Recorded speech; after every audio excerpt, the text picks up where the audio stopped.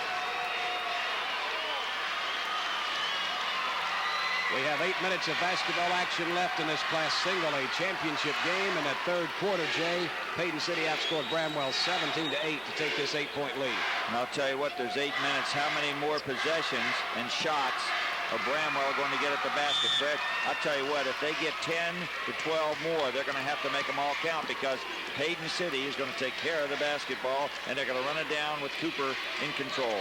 Bramwell has the basketball to start the fourth and final period. Walton on the right wing, down on the corner, goes to Scott Goins, back to Walton. They give it to Shoemaker, top of the circle. On the dribble, he'll send the bounce pass. Near side to Walton, inside the paint to Lamont Woods, takes it up in traffic and scores. Lamont Woods scores again. He has 12 points in the contest. And a big basket from your big man, Lamont Woods. 49-43 your score. The 6-point lead, and Paden City's doing exactly what Jay suggested. They spread it out. They let Cooper take control. He'll send the pass far side to Kerber. Kerber holding it near the midcourt stripe. Light pressure applied by Walton. Now Walton drops back, and he gets the basketball to Cooper. Far side again to Kerber, down low. They get the basketball to Harlan. They'll try and send it back outside to Cooper. Knocked out of bounds, last touching Shoemaker. Boy, I tell you, I like the defense, and Bob Ray didn't have much time to set that up, but he may put a little diamond effect in there. He's got Shoemaker guarding Cooper when he does it, and he gives up the basketball. I like what Bob Ray did there. Let's see if he can cash in on it. The Paden City Wildcats get the basketball inbounds. Kerber, again near the midcourt stripe, sends the pass near side to Cooper. We played 1 minute in the fourth and final quarter. 49-43. Morris was wide open underneath the basket. No one saw him. Back it comes to Cooper. Far side to Anderson. In underneath. They whip it to Morris, and he scores. Now there's my type of play. Right there. You just throw it across the defense. It tips off a man and goes right underneath to the other man to score. What a beautiful pass from Jeff Anderson to Mike Morris. Blocking foul's going to be called on Cooper against Shoemaker. That'll be Troy's second. It's only a team's second foul, though. Morris had ran the back door twice. No one saw him, or at least if Anderson saw him the first time, he didn't get the pass to him. The third time he ran it, Anderson whipped it in there, and Morris scored. Well, you know, that ball deflected off of Mike Harlan. I think he thought he was going to get the basketball inside the post. Perfect pass. Timing was right. 51-43. Bramwell trails. Jump shot from Goins in the corner. Scott Goins scores again for the Bramwell Millionaires. They're back within 6, 51-45. And the Paden City Wildcats go to work. They're spreading it out again. Inside, Anderson very wisely loses control and trying to come back outside, but Walton picked his pocket. Walton takes it to the hole, puts it up and in. Anthony Walton. He blew by 2 men down there, and I'll tell you now, Bramwell with the momentum and only down 4 points. Anderson has hurt Paden City in this offense. Anthony Walton kicked it into overdrive that time and just blew past 2 Paden City Wildcat defenders and scored the easy layup.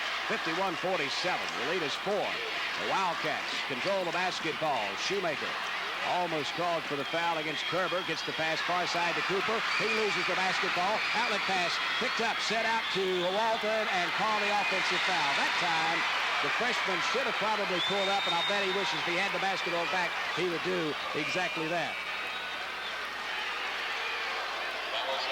Timeout has been called because they don't like the way things are going. Let's take a break of the action. Let's hear this message from West Virginia State.